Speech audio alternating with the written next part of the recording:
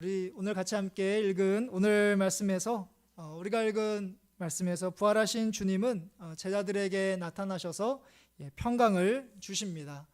19절 말씀에서 이날 곧 안식 후 첫날 저녁 때 제자들이 유대인들을 두려워하여 모인 곳에 문들을 닫았더니 예수께서 오사 가운데 서서 이르시되 너희에게 평강이 있을지어다. 제자들은 이미 막달라 마리아로부터 예수님의 부활 소식을 들었지만 그들은 여전히 유대인들을 두려워하여 문을 닫고 숨어 있습니다. 예수님은 닫힌 문과 또한 닫힌 그들의 마음을 뚫고 오셔서 너희에게 평강이 있을지어다 라고 말씀하시며 예수님의 손과 옆구리를 그들에게 보여주십니다.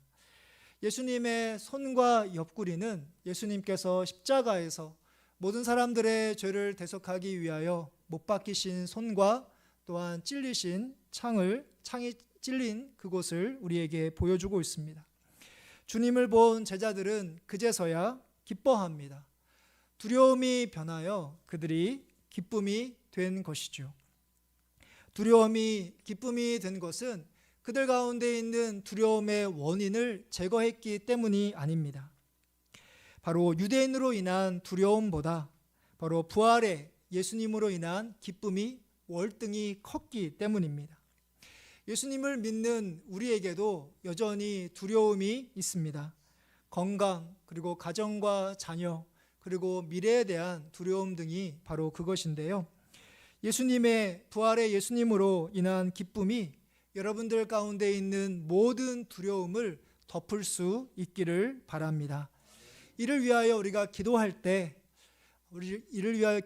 중요한 것은 뭐냐면 예수님을 향한 믿음입니다. 우리들 마음 가운데 내 안에 있는 두려움, 어떤 문제들이 있을 때 예수님도 그 두려움과 문제를 어떻게 할 수 없을 것이다 라고 하는 연약한 부분이 있는데, 그것이 아니라 예수님이 얼마든지 우리 안에 있는 두려움을 바로 기쁨으로 변화시켜 주실 수 있습니다 라는 믿음으로 우리가 기도할 때 바로 하나님께서 여러분들의 영혼을 부활의 주님으로 기쁨으로 충만하게 하시는 그런 은혜가 여러분들 가운데 가득하기를 간절히 바랍니다.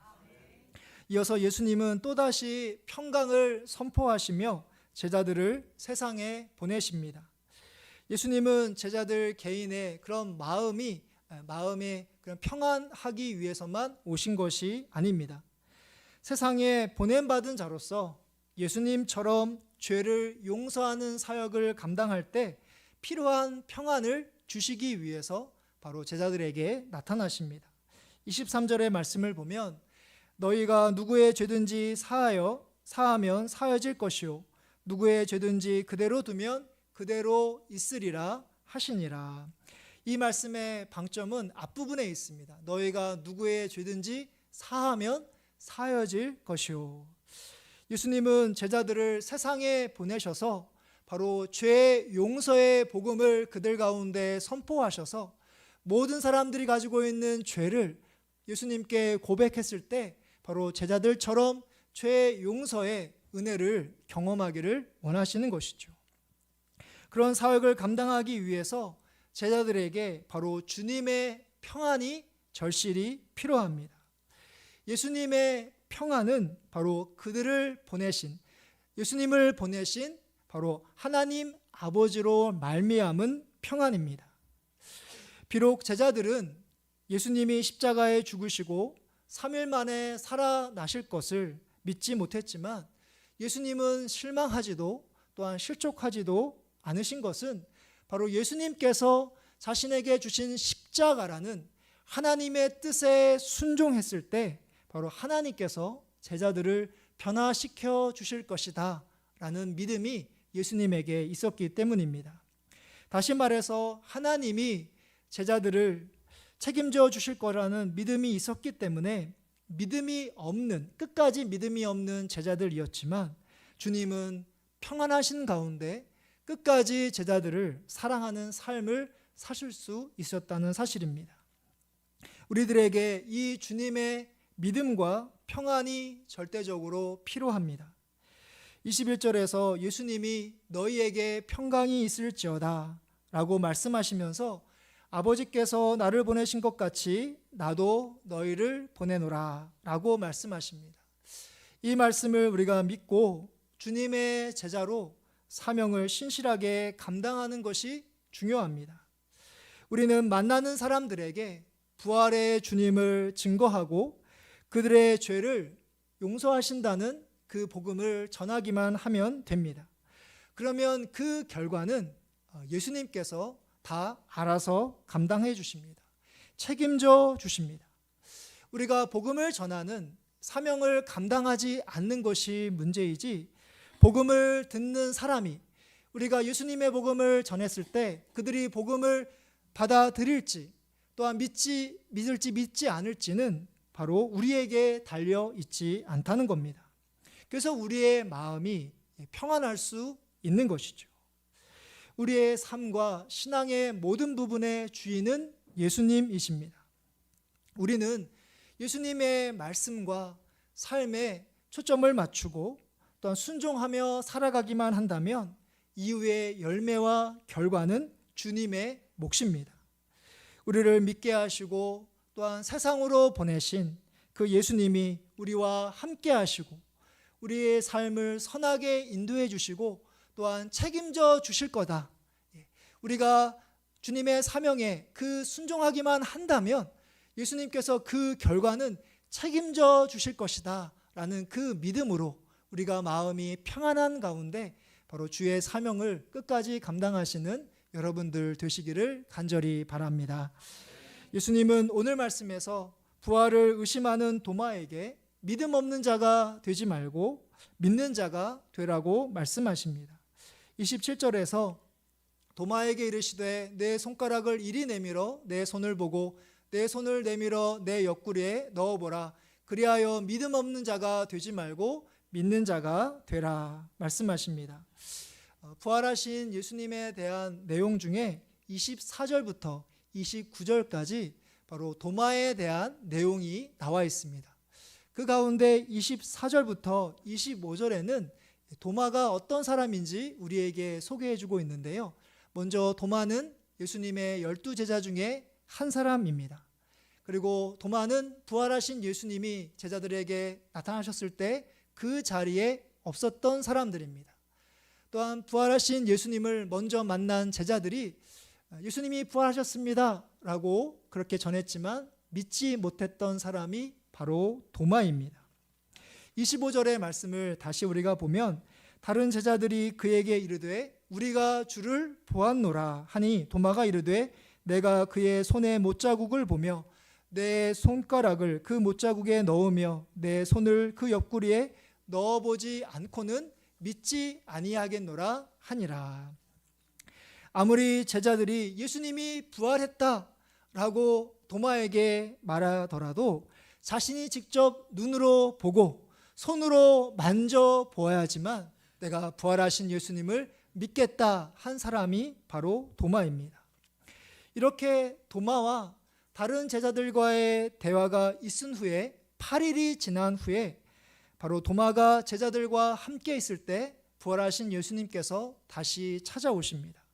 그때 예수님께서 너희에게 평강이 있을지어다 라고 하시며 제자 중에서 도마를 콕 집어서 도마를 향해서 이렇게 이야기하십니다. 내 손가락을 이리 내밀어 내 손을 보고 내 손을 내밀어 내 옆구리에 넣어보라 라고 하십니다. 우리가 말씀을 따라가면서 이 말씀을 예수님의 말씀을 듣는 순간 우리가 처음 듣는 말씀이 아닙니다. 어디서 다시 들어본 말씀인 것을 우리가 보게 되는데요. 바로 8일 전에 도마가 제자들을 향해서 예수님 부활했다라고 이야기하는 제자들을 향해서 했던 그 말을 바로 예수님께서 8일이 지나서 도마에게 그대로 되풀이하시는 것을 우리가 보게 됩니다.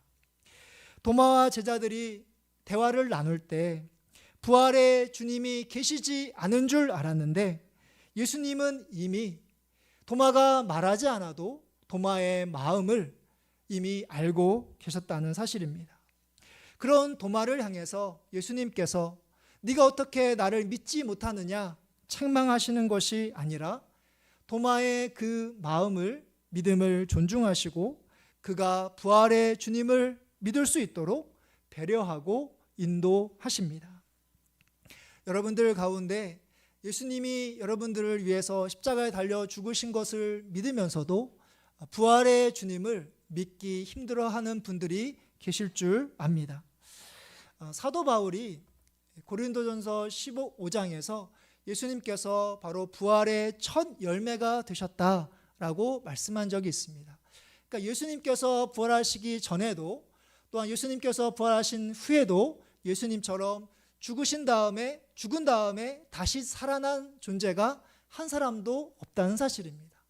그리고 무엇보다도 예수님께서 우리를 위해서 십자가에 죽으시고 부활하신 그 사건은 우리가 태어나기도 전 2000년 전에 있었던 일입니다. 그래서 우리가 예수님의 십자가의 죽으심은 우리가 믿지만 예수님의 부활을 믿기 힘든 것이 사실입니다. 그런데 우리가 예수님의 부활을 믿기가 힘듭니다 라고 이렇게 말하지 않아도 예수님이 우리의 생각과 믿음을 다 알고 계십니다. 도마가 직접 예수님에게 말하지 않아도 예수님이 이미 도마의 마음을 알고 계신 것처럼 말입니다. 예수님이 도마가 했던 그 말을 그대로 되풀이했던 것뿐인데 도마는 예수님을 향하여 놀라운 위대한 고백을 드리게 됩니다. 28절의 말씀인데요. 28절의 말씀 다시 한번 같이 함께 우리 읽도록 하겠습니다. 도마가 대답하여 이르되 나의 주님이시요 나의 하나님이시니이다. 아멘. 모든 제자들이 부활하신 예수님을 만났지만 도마처럼 위대한 고백을 한 사람은 없었습니다. 도마가 유일합니다. 도마만이 예수님이 나의 주님이시자 예수님이 나의 하나님이십니다 라고 도마만이 위대한 고백을 드릴 수 있었습니다. 누군가는 예수님을 만난 순간 부활하신 예수님을 믿을 수 있는 그런 믿어지는 분들이 계시는가 하면 도마처럼 시간이 필요한 분들도 계십니다. 도마처럼 8일이 걸릴 수도 있고 8년이 걸릴 수도 있고 더 오랜 시간이 걸릴 수도 있습니다. 문제는 얼마나 우리가 빨리 믿느냐, 그것이 중요한 것이 아니라 우리가 얼마나 부활하신 예수님을 온전히 믿느냐, 그것이 중요합니다. 29절에서 예수님께서 말씀하시는 것처럼 보지 못하고 믿는 자들이 복되다라고 우리에게 말씀하셨기 때문입니다. 신앙생활을 하는 가운데 예수님의 부활을 내가 믿기가 힘들다라고 하시는 분들, 그럼에도 불구하고 여러분들 실망하지 마시기 바랍니다. 하나님께 기도하실 때 제가 이러이러해서 부활의 예수님을 아직까지도 믿기가 힘듭니다. 도마와 같은 모습이 저의 모습입니다. 그렇게 고백하시고, 그렇지만 부활의 예수님을 도마가 고백했던 것처럼 저도 고백할 수 있도록 인도하여 주시옵소서라고 그렇게 기도하시기를 바랍니다. 또한 예수님의 부활을 믿고 있는 분들이 계시다면 보지 않고도 믿는 자가 복되다 하신 그 말씀이 바로 나에게서 이루어질 수 있도록 인도하여 주시옵소서 그렇게 기도하시기를 바랍니다. 우리가 부활신앙을 갖고 있다는 것은 입술로 예수님이 나를 위해서 십자가에 죽으시고 또한 나를 위해서 살아나신 것을 제가 믿습니다. 내가 입술로 고백하는 것이 부활신앙의 전부가 아닙니다. 그것이 다가 아닙니다. 우리가 부활의 능력으로 살아가는 것이 중요합니다. 우리가 믿는 하나님이 바로 악한 사탄과 마귀의 권세로 인하여 우리가 죽을 수밖에 없는 우리들을 하나님께서 죽으신 예수님을 단 3일 만에 부활하실 만큼 바로 하나님이 그러한 능력이 있으시다는 것을 우리가 믿고 이 세상 가운데 담대하게 살아가는 것이 바로 부활의 신앙을 갖고 살아가는 모습이기 때문입니다. 그런 믿음이 있다면 우리들 가운데 어떠한 일들이 있다 할지라도 우리는 흔들리지 않을 것입니다. 사도 바울이 고린도전서 15장 57절에서 58절까지 말씀하고 있는 것처럼 하나님께서 예수님을 통해서 우리에게 승리를 주셨기 때문에 부활이라는 것을 통해서 승리를 주셨기 때문에 바로 그것을 우리가 믿고 견실하게 흔들리지 않고 항상 주의 일에 더욱 힘쓰는 자들이 될 수 있을 것입니다. 부활 믿음이 없는 자에게는 부활의 믿음을 주시고, 또한 부활 신앙이 없는 자에게는 이러한 능력을 하나님께서 우리 모두에게 주시기를 간절히 바랍니다. 이제 마지막 30절부터 31절 말씀에서 사도 요한이 요한복음을 쓴 목적을 우리에게 말씀해 주고 있는데요, 바로 우리의 믿음과 우리의 영생을 위해서 요한복음을 쓰게 되었다라고 가르쳐 주고 있습니다. 우리가 읽은 31절의 말씀, 31절 말씀 다시 한번 같이 함께 우리 봉독하도록 하겠습니다. 오직 이것을 기록함은 너희로 예수께서 하나님의 아들 그리스도이심을 믿게 하려 함이요, 또 너희로 믿고 그 이름을 힘입어 생명을 얻게 하려 함이니라. 아멘. 사도 요한이 요한복음을 쓸 때 예수님을 전혀 알지 못하는 사람들을 위해서 쓴 것이 아니라 이미 예수님을 믿고 있었던 우리처럼 예수님을 믿고 있었던 사람들을 위해서 썼는데요, 이 쓴 목적 가운데 바로 믿음과 영원한 생명, 영생을 위해서 썼다라고 이야기하고 있습니다.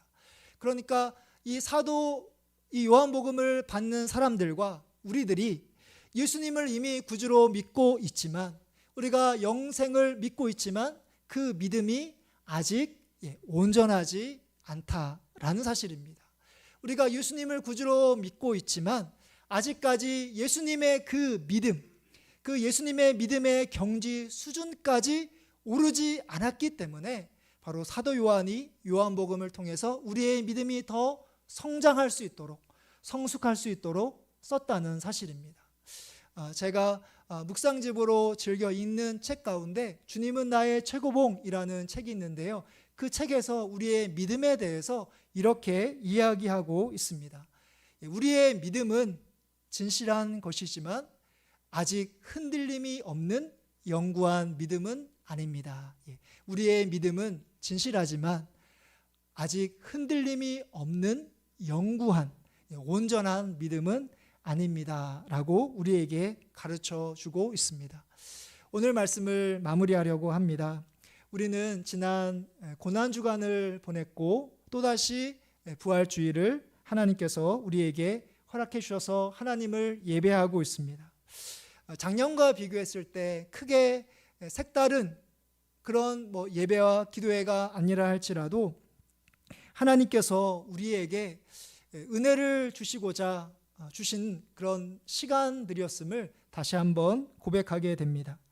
특히 우리가 부활 믿음을 소유하고 그 믿음을 사용해서 세상에서 살아가기를 원하십니다. 오늘 말씀 가운데 우리가 부활 믿음을 갖고 부활 신앙을 갖고 이 세상에 살아간다는 것은 뭐냐면 주님의 평안, 주님의 평안을 갖고 살아간다는 것을 우리에게 가르쳐 주고 있습니다. 지금까지는 우리들 가운데 근심과 걱정과 염려, 그것들을 사라지게 하여 주시옵소서, 그것이 없게 하여 주시옵소서 우리가 기도했다면 그것을 위해서 기도하는 것이 아니라 우리들 마음 가운데 바로 부활의 예수님으로 인한 그 기쁨이 우리들 가운데 충만해서 우리 안에 있는 두려움과 근심과 걱정과 염려를 다 덮을 수 있도록 인도하여 주시옵소서. 부활의 주님으로 기쁜 삶을 살아가시는 그런 여러분들 되시기를 바랍니다. 주님이 우리를 세상 가운데 보내셨기 때문에 바로 선하게 인도해 주시고 책임져 주십니다. 우리는 하나님께서 우리에게 원하시는 그 삶을 그 말씀에 순종하며 살아가기만 하면 됩니다. 그 결과, 그 열매는 우리의 손에 달려있지 않고 하나님께서 책임져 주실 것입니다. 그래서 우리가 그런 평안함을 가지고 주님의 일에 힘쓰시고 또한 부활하신 예수님을 증거하시는 여러분들의 복된 삶이 되시기를 주님의 이름으로 축복합니다.